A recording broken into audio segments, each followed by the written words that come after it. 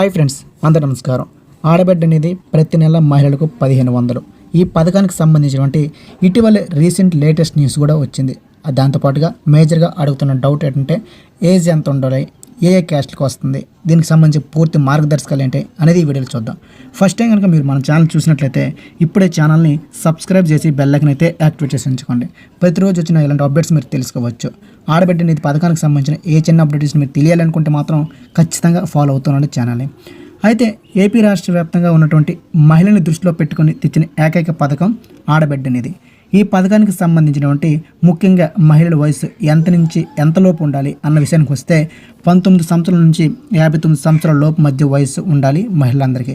ప్రతి నెల 1500 రూపాయల ఆర్థిక సహాయం అయితే వస్తుంది. అయితే ఈ పథకానికి సంబంధించినటువంటి ముఖ్యంగా ఇదివరకు వైఎస్ఆర్ చేయూత అనే పథకానికి గత ప్రభుత్వం 18,000 రూపాయలు ఇవ్వడం దీనికి మేజర్ కారణంగా చెప్పవచ్చు. ఆ పథకాన్ని సింప్లిఫైడ్గా చేసి ఒకేసారి కాకుండా ప్రతి నెల అందే విధంగా టీడీపీ కూటమి ప్రభుత్వం ఈ పథకానికి అమలుకు తెచ్చిందనమాట. అయితే ఈ పథకానికి అర్హతలు ఎలా ఉంటాయి అన్న విషయానికి వస్తే కనుక చాలామంది కూడా దీని అర్హతల గురించి కొన్ని సందేహాలు కూడా ఉండొచ్చు. ముఖ్యంగా ఎవరైతే ఈ పథకానికి సంబంధించిన అర్హులు అలాగే పత్రాలు ఏమేమి ఉండాలో కూడా అడుగుతున్నారు. ముఖ్యంగా ఈ రిజిస్టర్ పత్రాలు ఏమి ఉండాలి, ఎవరెవరు అర్హుల విషయానికి వస్తే ఎవరైనా సరే ఈ పథకానికి మీరు అప్లై చేసుకోవాలనుకుంటే మాత్రం ఖచ్చితంగా మీరు ఎక్కడైతే నివసిస్తున్నారో ఆ చిరునామా రుజువు పత్రం ఉండాలి, ఆదాయ ధృవీకరణ పత్రం, అలాగే పాన్ కార్డు, వయసు రుజువు, Aadhaar card, passport size photo, కుల ధృవీకరణ పత్రం అంటే క్యాస్ట్ మరియు ఇన్కమ్ రెడీ చేసి ఉంచుకోండి. ఆధార్ కార్డు ఎలాగానే ఉంటుంది, పాస్పోర్ట్ సైజ్ ఫోటోలు అప్పటికప్పుడనే తీసుకోవచ్చు, పాన్ కార్డు కూడా ఉంటుంది లేదా ఆధార్ కార్డు అయినా ఉంటుంది. ఇవి మీరు రెడీ చేసుకోండి ఈ డాక్యుమెంట్స్ అనేవి.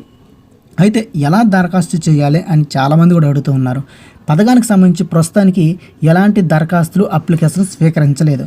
ఒకవేళ అదే పరిస్థితి వచ్చినట్లయితే ఎవరైనా సరే మీరు ముందుగా గ్రామం మరియు వార్డు సచివాలయానికి వెళ్ళాలి. నేను చెప్పినట్టు ఇప్పుడు డాక్యుమెంట్స్ ఏవైతే ఉన్నాయో డాక్యుమెంట్స్ పట్టుకుని వెళ్ళి ముఖ్యంగా ఈ మొబైల్ నెంబర్కి రిజిస్టర్ అయినటువంటి ఏదైనా ఆధార్ కార్డు ఉంటే ఆ ఆధార్ కార్డు కొట్టంగానే ఓటీపీ వస్తుంది. ఆ ఓటీపీని ఎంటర్ చేస్తే మీకు కూపన్ అనేది మీకు బుక్ అవుతుందన్నమాట.